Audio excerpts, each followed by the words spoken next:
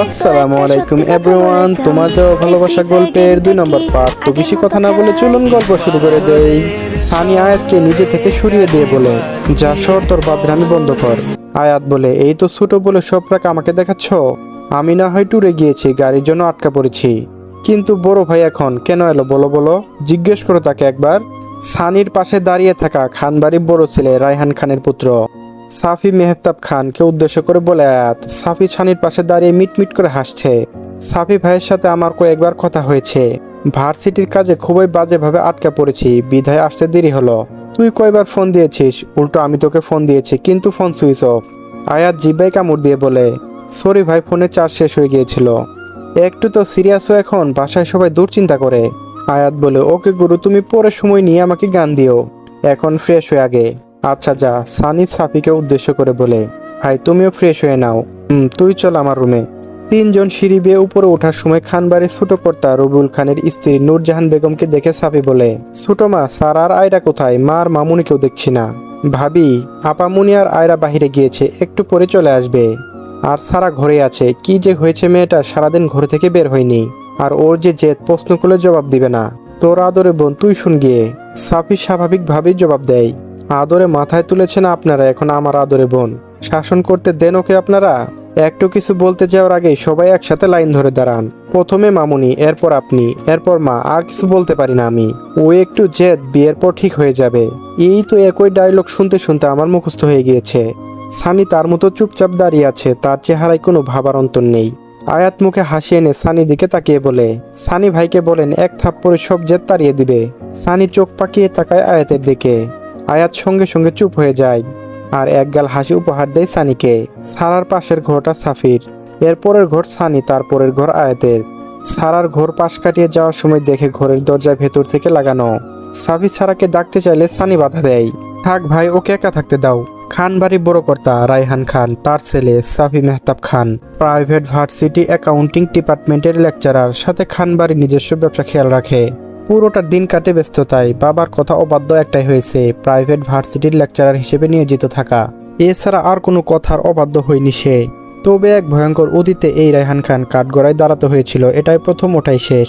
আর দ্বিতীয়বার দাঁড়াতে হয়নি। শিক্ষকতা তার স্বপ্ন, তার স্বপ্ন মরে গিয়েছিল। শুধুমাত্র এই একটা স্বপ্ন আঁকড়ে রাখতে সক্ষম হয়েছে সে। সানির থেকে 3 বছরের বড় সাফি, এর জন্য দুজনের মধ্যে ভালো সম্পর্ক ছোট থেকেই। এবার 28-এর গণ্ডিতে পা রেখেছে। পড়াশোনা একই স্কুলে, শুধু ক্লাসটা ভিন্ন। রায়হান খানের মেয়ে সারা মেহরুব খান স্বভাব পুরো বাড়ি মাতিয়ে রাখে। রায়হান সারাকে অনেকটাই ছাড় দেন, কিন্তু সাফি রায়হান খানের শাসন থেকে বিন্দুমাত্র ছাড় পায়নি। সারা প্রাইভেট ভার্সিটিতে ম্যানেজমেন্ট ডিপার্টমেন্টে প্রথম বর্ষের পরীক্ষা শেষ করলো এবার। সারা পাবলিক ভার্সিটিতে এডমিশন দিবে না, জোর করা হয়নি। অথচ সাফির ইঞ্জিনিয়ারিং পেশায় ইচ্ছে থাকলেও পারিবারিক ব্যবসায় হাল ধরতে অ্যাকাউন্টিং ডিপার্টমেন্টে পড়তে হয়েছে, তাও রায়হান খানের করা আদেশে। ঢাকা বিশ্ববিদ্যালয়ে এডমিশন নিয়ে সারা প্রাইভেট ভার্সিটিতে অ্যাকাউন্টিং ডিপার্টমেন্টে লেকচারার সাফি। খানবাড়ির ছোট কর্তা রবিউল খান, তার ছেলে আয়াত তৌফিক খান এবার ইঞ্জিনিয়ারিং পাবলিক ভার্সিটিতে এডমিশন দিয়েছেন। এবার রেজাল্টের অপেক্ষা। এখানেও রায়হান খানের করা আদেশ, বুয়েটে চান্স পেতে হবে, ঢাকার বাইরে যেতে দিবে না সে। আয়াতের স্বভাব চঞ্চল। সাফি সানি যতটা বাধ্য আর শান্ত, আয়াত ততটাই চঞ্চল। যদিও কখনো বড়দের সাথে তর্কে জড়ায় না, তবে তাকে যতই কথা শোনানো হোক না কেন, সে তার ইচ্ছে মতোই ঘুরবে। বাকিটা পরে দেখা যাবে, এমন স্বভাব তার। সারার থেকে 1 বছরের ছোট আয়াত। দুজনের মধ্যে টুকিটাকি ঝগড়া লেগেই থাকে, কারণ দুজনের স্বভাব একই। রবিউলের মেয়ে আয়াত তাহমিদ খান, মাত্র 12 বছর বয়স, মাধ্যমিকে গণ্ডি পা রাখবে এবার। খানবাড়ির 2 ভাইয়ের চোখের মণি একমাত্র বোন শায়লা বেগম। যদিও রায়হান খানের সাথে মান অভিমানের দ্বন্দ্ব চলমান। শায়লা বেগমের একমাত্র ছেলে সানি মেহরা শিকদার সার্জারি ডিপার্টমেন্টে জার্মানি থেকে পড়াশোনা শেষ করে দেশে ফিরে এসেছে। সারাদিন শেষে রাতের খাবারটা খানবাড়ির সদস্যরা একসাথেই খায়। সকাল দুপুর যে যার কাজে চলে যায় বিভিন্ন সময়, তাই একসাথে খাবার খাওয়া হয় না। শুধুমাত্র রাতেটুকু একসাথে খায়, আর কিছু সময় একে অপরকে সময় দেয়। এখন খানবাড়ির সদস্যরা রাতে খাবারের জন্য ড্রয়িংয়ে বসেছে। সারাও এসেছে। রাতে সবার সাথে না খেলে রায়হান খানের নানা প্রশ্নের জবাব দিতে হতো। এর থেকে বড় ভয়ানক তার ভাই সাফি। এই বাড়িতে উচ্চস্বরে কথা বলে তার সাথে। কিছু ভেবে সারা অনিচ্ছা থাকা সত্ত্বেও রাতের খাবার খেতে বসেছে। তবে এক পলকও তাকায়নি সানির দিকে, কিন্তু বেশ অস্বস্তি লাগছে সারার। সানি খেতে খেতে সকলের উদ্দেশ্য বলেন। সারার মনে চাচ্ছে কানে তুলো ঢুকিয়ে রাখতে, যাতে এই মানুষটার কণ্ঠ তার কান অব্দি পৌঁছায় না। রবিউল খান খেতে খেতে জবাব দেয়, হ্যাঁ বলো। আপনাদের সাথে আমার কিছু শেয়ার করা দরকার। আমি একটা হসপিটাল খুলছি, পুরোপুরি কাজকর্ম শেষ। পরশুদিন সন্ধ্যায় উদ্বোধন করা হবে। আপনারা সবাই পরশু সন্ধ্যায় আমার জন্য 1 ঘন্টা সময় রাখবেন। রায়হান খান গম্ভীর কণ্ঠে বলে, এত কিছু করেছো, উদ্বোধন আমাদের ছাড়াও করে নাও। সানি এমনটাই জবাব আশা করেছিল। সানি মুখে হাসি রেখে জবাব দেয়, বড়দের দোয়া ছাড়া কোনো কাজ ভালো হবে না, সফল হয় না। আর আপনারা আপনাদের ব্যবসার কাজে ব্যস্ত থাকেন, এদিকে ভাবতে পারবেন না জানি। আমি সাফি ভাইকে আর আমার বন্ধুকে বলেছিলাম, তারা সাহায্য করেছে, নয়তো এত তাড়াতাড়ি সম্ভব হতো না। আর হসপিটাল দেওয়ার অনেক ভালো কাজ, আপনাদের আপত্তি থাকবে না এটা আমি জানি। তাই মূলত আপনাদের সারপ্রাইজ দিতে চেয়েছিলাম, বিশেষ করে মাকে, এর জন্য বলা হয়নি। রবিউল খান হাসি মুখে বলে, ভালো করেছো, দোয়া করি লাইফে এর থেকে ভালো এগিয়ে যাওয়ার আর সাকসেস হও। সানি অনুরূপ হাসি মুখে বলে, ধন্যবাদ ছোট মামা। রায়হান খানকে উদ্দেশ্য করে বলে সানি, বড় মামা আপনি যাবেন তো? রায়হান খান গম্ভীর কণ্ঠে বলে, যেতে আপত্তি কোথায়? আর হসপিটালের নাম কি রেখেছ? SMS হসপিটাল, অর্থাৎ সাগর মাইন শিকদার। যেহেতু আমার ডাক্তার হওয়া, এইসব হসপিটাল দেওয়া আমার বাবার স্বপ্ন ছিল, তাই তার নাম রাখাটা ভালো মনে করলাম। তবে আরও হসপিটাল খোলার ইচ্ছে আছে আমার, সেগুলো অবশ্যই আমি আপনার পছন্দ করা নামটাই রাখবো। লাগবে না আমার, তোমার বাবার অসম্পূর্ণ ইচ্ছে তুমি পূরণ করো। তোমার বাবা তো দোয়া দিয়েছে, সেখানে আমার দোয়ার কোনো প্রয়োজন নেই। সানি ঠুটে অনুরূপ স্মিত হাসি, অবশ্যই প্রয়োজন আছে, আপনি আমার পিতা সমতুল্য, বাবাকে তো আগে হারিয়েছি। তার আদর স্নেহ শাসন খুব অল্প দিনে আমার ভাগ্য জুটেছিল। আপনার কড়া শাসনে স্নেহে বেড়ে ওঠা, আপনার কড়া শাসনের কারণে পথভ্রষ্ট হয়নি, আর লক্ষ্য পূরণ করতে পেরেছি। আপনার দোয়া অবশ্যই প্রয়োজন আছে। সারা এতক্ষণ খাবারের দিকে তাকিয়ে থাকতে পারলেও এবার আর পারল না। সারার পাশে বসা ছিল আয়রা, সাফি আর পরে সানি। সারা পাশ ফিরিয়ে তাকায় সানির দিকে। সেই একরকম অসাধারণ ব্যক্তিত্ব, কথা বলার বাচনভঙ্গি, ধীর কণ্ঠস্বর, পরনে ধূসর রঙের টি শার্ট। সানির আবারও সারার চোখ আটকে যায় সানির দিকে। রায়হান খান প্রসঙ্গ পাল্টিয়ে গম্ভীর কণ্ঠে বললেন, শিকদার বাড়িতে জানিয়েছ? সানি বলে, না জানানো হয়নি, কালকে গিয়ে জানিয়ে আসবো। আমি যদি যাই সেখানে কোনো ঝামেলা দেখতে পারবো না, ঝামেলা হলো সরাসরি চলে আসবো কিন্তু আমি। সানি বলে, ঝামেলা হবে না ইনশাআল্লাহ। আপনি তো রাগ করেননি বড় মামা? রাগ করার কি আছে, তোমার জীবন তোমার সিদ্ধান্ত, আপনারও সিদ্ধান্ত দেওয়ার অধিকার রয়েছে বড় মামা। আমার উপর আপনার অধিকার রয়েছে, অবশ্য আমার জীবনে আপনি সিদ্ধান্ত নিতে পারেন। তেমনটাই যদি বুঝতে, তাহলে যে খান বাড়িতে তোমারও যে দায়িত্ব আছে, তুমি নিশ্চয়ই সেটা বুঝতে। শিকদার বাড়ির দায়িত্ব পালন করতে উঠে পড়ে লাগতে না। সানি বলে, আমি জানি আমার দায়িত্ব রয়েছে, কি দায়িত্ব পালন করতে হবে বলুন, আপনি কি চান?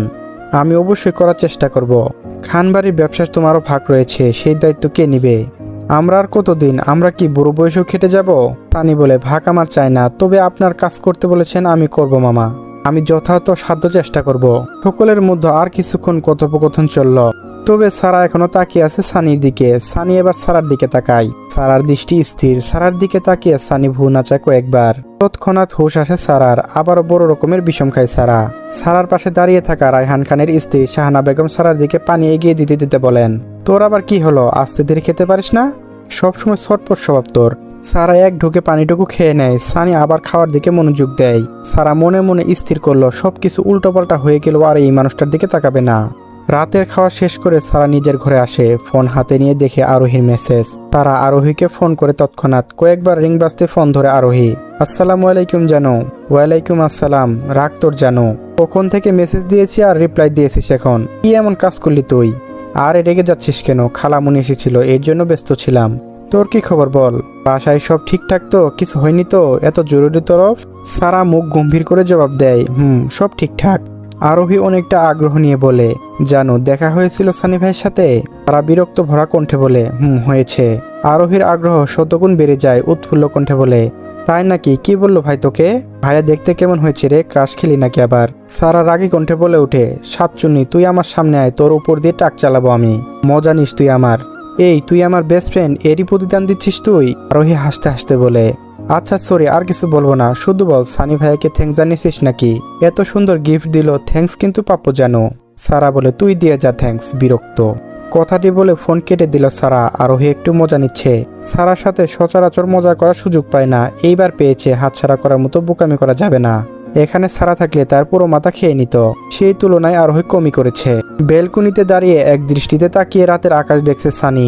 নিস্তব্ধ চারিপাশ, মাঝে মাঝে দূর থেকে কানে ভেসে আসছে যানবাহন আর মানুষের কোলাহল। মাঝে মাঝে রাতের শীতল বাতাস ছুঁয়ে দিচ্ছে গা। সানি এক দৃষ্টিতে আকাশের দিকে তাকিয়ে বলে, তোমার চোখে অপরাধী আমি, অথচ তোমার জন্য সবার কাঠগড়ায় দাঁড়াই আমি। আজ তোমাকে পরিপূর্ণ করতে গিয়ে শূন্যতায় ভাসছি আমি। সানির ভাবনার বিচ্ছেদ ঘটে সাফির আওয়াজ শুনে। সানি তৎক্ষণাৎ নিজেকে স্বাভাবিক করে জবাব দেয়, হ্যাঁ ভাই এসো। সাফি মুচকি হেসে ঘরের ভিতরে প্রবেশ করে বেলকনিতে এসে সানির পাশে দাঁড়িয়ে নরম কণ্ঠে বলে, মন খারাপ? সানি মুচকি হেসে জবাব দেয়, না ভাইয়া। সাফি সানির পিঠে হাত রাখে, নরম কণ্ঠে শুধালো, কষ্টকে আড়াল করতে পারা ভালো গুণ। বড় হয়ে গিয়েছিস তুই, আর তাহলে আমাকে সান্ত্বনা দিতে হবে না, আজ থেকে আমার ছুটি। সানি সাফির দিকে তাকিয়ে মৃদু সুরে হাসে। সানিও আবার আকাশের দিকে তাকিয়ে বলে, তুমি সবটা মেনে নিয়ে এখানে কিভাবে আছো ভাইয়া?